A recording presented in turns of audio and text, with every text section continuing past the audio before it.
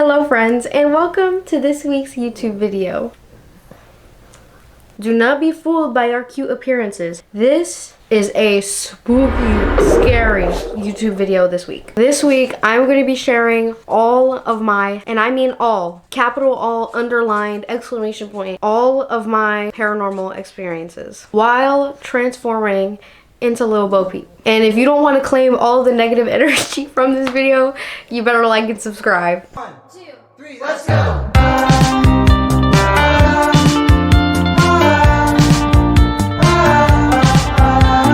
All of the stories I'm about to tell you are real. Like, I'm not making this shit up. I'm still sick, clearly. I guess I'll just go in chronological order. I think I was in 8th grade or I was in 9th grade. I'm pretty sure one of those, okay? It's always just been my mom and I. No one else living with us. Sometimes over the summer, we have my nieces and nephews come and visit, or cousins or whatever. But always, and at this time specifically, it was just my mom and I. No one else. It was late at night. I remember that. I don't remember what time, but I was doing like some scrolling, or I was watching a YouTube video before I went to sleep. I realized how late it was getting. I decided to put my phone away and try to go to sleep. Now, I'm in my room. My mom is in her room, but our rooms are on opposite sides of the house. My mom would never mess with me in this kind of way. My mom wasn't up watching a video. She was asleep. It was late, like I said, and I'm about to fall asleep, and I kid you not, as clear as day, as clear could be, as loud as it could be. My bed is kind of towards like the right corner of the room, and the entrance is on the opposite corner. And from the entrance of my room, and my door's closed, by the way, we both sleep with our doors closed, I hear a little girl's voice say, "Hello?" Hello? Girl, what do you mean hello? Goodbye. And that's exactly what I did. I took the sheets and I ripped it up over my head, because what is that? I remember checking my phone to see if like a video was still on, but I wasn't even watching anything with kids in it. And then I hear it again. Hello? I was actually so afraid. That was the first time something like that has ever happened to me. I was frozen, and then I didn't hear it again. She said it twice, and then I never heard her ever again. I suspect that it was a little girl spirit that passed on, that was trying to communicate to me, but I was not ready for that. And I still don't think I'm ready for that kind of stuff. I really do believe that there's so much more to life than this, right? Than these physical human bodies. I think our physical human state is just a temporary experience, and when we pass on, like, that's what we truly are. We're truly souls and energy. And like, as scary as that was, I do wish in that moment in time I looked over to see if I would have actually been able to see a little girl, if there was something there. Or I wish I had been like, yes, but I was too afraid to. And she never came back. And that's what makes me think that like it really was just a little girl spirit, like trying to tell me something. Like, what would she have told me? I'm so curious, you know? And while that was scary in that point in time, much scarier things happened to me. Much more malicious things. Like, that little girl was not malicious at all. I really do think it was a little girl spirit, because I'm sure she saw that I was afraid, and she sensed that I was afraid, and she left me alone. But these other things, oh, I'm getting chills. Those things were trying to like make me scared. Those things were feeding off of my fear. This stuff is gonna sound scary, and it was very scary. But as scary as it is, it has a happy ending. And crazy enough, like, it was a really valuable learning experience for me. Going through this just overall makes me realize just how like safe and protected that I am, if that makes sense. Or really just how to thoroughly protect myself and my home and my family. To set the scene, once again, it's just my mom and I. We just got a new house, so we moved out from the old one where this little girl was like, hello, many years later, right? It's a big jump. I was either in 8th grade or 9th grade, and now I've already graduated high school. It's been a few years since I graduated high school, and everything's going great. And like I said, I really do believe in the afterlife. Like, I'm a spiritual person. I like doing divination. I like using tarot cards. I like using crystals. And for me, whenever I am engaging in those practices, I am only trying to connect with things that are concerned with my most highest loving good. I'm only trying to connect with things that are trying to help me, not harm me. And it was around this time that I was really getting into other forms of divination besides tarot and oracle. And there's something called a pendulum board. Basically it almost looks like a little necklace, and there's a little crystal attached to the bottom. And then you have a little board that's filled with numbers or letters or months and that kind of stuff. It's safe to say that I was very inexperienced and I didn't know what I was doing. And I remember exactly when everything changed when I was using the pendulum board. I was having trouble with this friend and I didn't know what to do. And that's what I was trying to get advice on, okay? But I was not very clear and direct with where I was trying to get answers from. I was just asking questions and I wasn't setting that intention to connect with something that I actually wanted to connect with, like my ancestors or my spirit guides, my angels. But I remember I'm asking questions and then all of a sudden, I just feel so incredibly tired. And this wasn't my first time using the pendulum board. It was one of my first times. And I had never felt tired in this way before. Literally just all the energy I had in my body just zapped. Okay, and I'm tired, I'm exhausted. It's not clicking in my brain, it's not computing. So I'm just all right, let me just put the pendulum board away. As the weeks go on, as the days go on, I'm so tired. I'm always tired. I have no idea why. And not only that, but things start getting really weird. I notice a lot of lights in my room, just my room and my bathroom, are flickering all the time. Which, once again, I believe in all this kind of stuff, like spirituality, the afterlife, ghosts. But I try to be very logical about things, very rational. So I'm seeing my lights flickering and I'm just oh, this is an old house, it's whatever. Now looking back on this, I realize how my benevolent guides were sending me signs. A way that they like to send me signs, or a way that I've asked them to send me signs, is through TikTok videos. That's just a really clear, concise way of receiving guidance. It's not like numbers, triple numbers, or a hawk or something like that where you would have to decipher the message, or even tarot cards where you'd have to decipher the message. They were sending me so many signs through TikTok videos about protection, how to protect your home, how to cleanse your home. And I'm seeing these videos and I'm not thinking anything about it. I'm just scrolling past them. But that was them trying to tell me you need to clean this up. And then I start to get messed with while I'm trying to sleep. And all of this stuff only happened at night. Same thing with that little girl. All this stuff only happened. Why is it only at night? Why is it only at night when I'm trying to sleep? This would be a reoccurring thing where I am trying to go to sleep and I would physically feel something flicking my forehead. Actually hard. Flicking my forehead so hard that my face jerked back. And you know how sometimes when you're about to fall asleep, you have that falling feeling? It was not that. It did not feel like I was falling. It was solely right here. I would feel something and the force would be so hard that I would my head would flinch back. When it first started happening to me, I was am I making this up?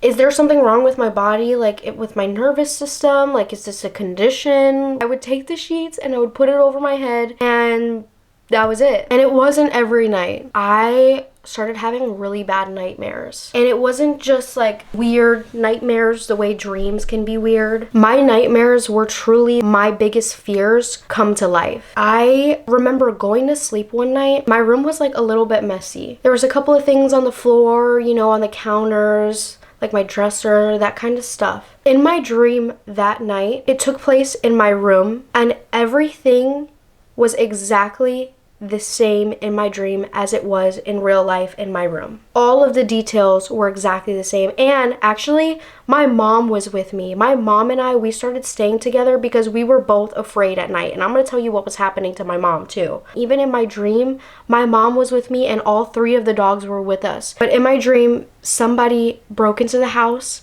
came into my room and stabbed me.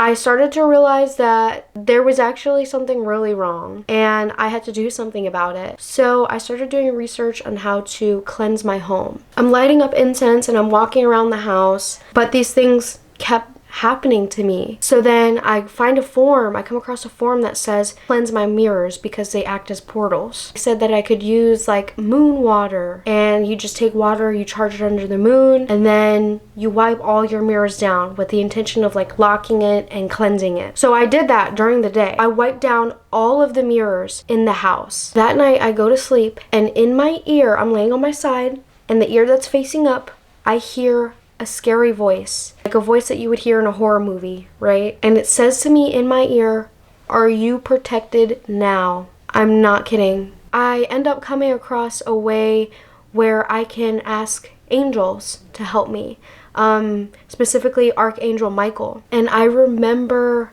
praying and asking like Archangel Michael to cast his light of protection over my home and banish like all energies that like aren't concerned with me or my family's most highest loving good. While I'm saying this, I'm imagining like a really big bright light, like almost like a little bubble over my home, encapsulating the entirety of my home. And immediately after I finished that sentence, I felt a weight come up off of me.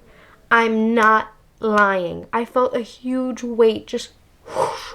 And from that point onward, I wasn't getting flicked anymore. The lights stopped flickering. I didn't have any more nightmares. It all just stopped. And this is where it gets really crazy. The day after I said this prayer, the next morning, I walk over to where my pendulum is, and the necklace, the chain of the pendulum was snapped. I wasn't messing with it. Nobody in my house was touching it. The dogs weren't messing with it. But the next morning, I walk over to where it was, and the chain was snapped. As scary as that was, that kind of brought a new connection into my life, like a new form of protection. And that was through angels, like through Archangel Michael. And it just taught me like protection prayers and that kind of stuff. Okay, so now fast forward to the most recent story, which was actually this year and a little bit of 2024. It was actually in this home that my mom told me she was going through the same thing or similar things that I was going through. We were just reminiscing on the old house. It was right after we moved. We started talking about how like it kind of felt a little bit weird in there. Then she started telling me like, you know what, I didn't want to scare you, but there were times where I was sleeping at night or I was about to fall asleep and something would grab my hair and it would pull my head back. That just confirmed to me like I'm not crazy. There was really something there messing with us, feeding off of our fear. And then I told her what was happening to me, and it was absolutely insane. And nothing like that, nothing physical has ever happened to me or my mom while we've been living here. But something started happening to me in my dreams. It wasn't like I was having really bad nightmares. It was still kind of like that same weird energy where it's a dream and it was taking place in my room. All the details of my room were exactly the same, but this time in my dreams there were figures. There were 3 figures, and these figures would kind of like torment me in my dreams, and I would feel it, like I would feel them siphoning energy from me.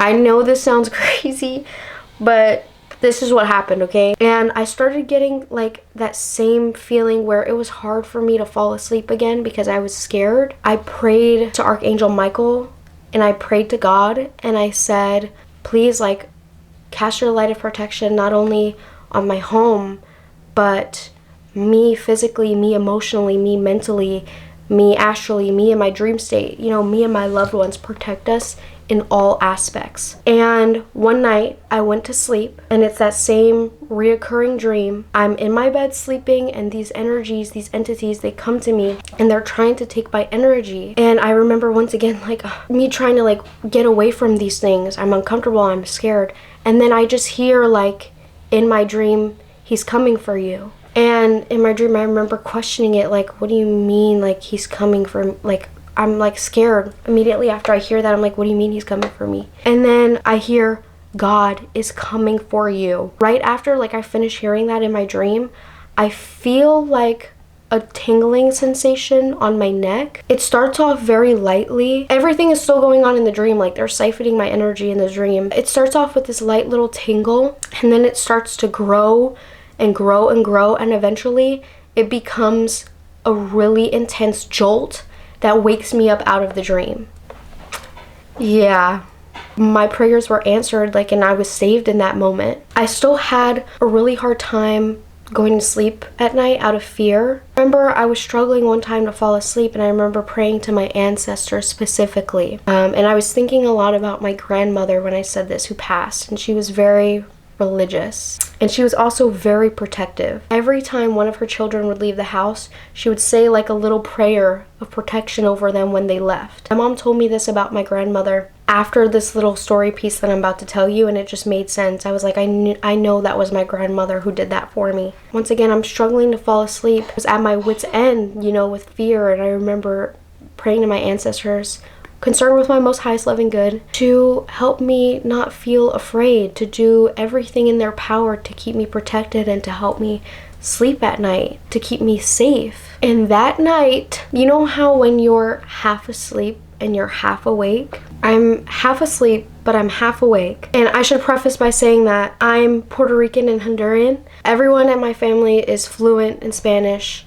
At least the older people are, the older generations are. My mom never really taught me Spanish growing up. I would not consider myself to be fluent. I think I'm good at understanding Spanish, but when it comes to speaking and writing, I'm not very good at it. But my ancestors, obviously, all of their first languages is Spanish. So while I'm in this half asleep, half awake state, I noticed consciously that I am unconsciously speaking Spanish. And I don't mean like, you know, slow, like a couple words here and there. I am speaking Spanish like I've never heard myself speak Spanish before. I'm like, who am I? Like, and I remember like being half asleep, half awake, noticing this, and I'm like, what the, am I speaking Spanish? Like, and it's just coming out of me. I don't know what I'm saying. And even now, thinking back on it, I have no idea what I was saying. And the only words that stuck with me were Ejércitos de Dios. Like I said, I'm not fluent in Spanish. So I get up and I'm like, what does that mean? And I grab my phone and I type it up in Google, and it comes up with like this group that is against abortion. And I'm like, okay, that's definitely not it. That I have no idea. That's not it. So then I go to Google Translate and I type that in. And guess what that means? Army of God. I'm about to cry. It's obvious that my prayer was answered by my ancestors. And through them, like when I'm in this lucid state, they channeled a prayer through me in the only way they know how, which is Spanish. And they casted this whole prayer of protection over me, through me. And I'll tell you one thing, those dreams never happened again. All that stuff really deepened my relationship with my spirituality, with the afterlife, like with my ancestors, with my guides, like with Archangel Michael, with God. And it really just made me realize just how much we have other people on the other side looking out after us, and we just need to reach out to them and ask them for their help, ask them for their protection, ask them for guidance, and they will be there to help. They want to help.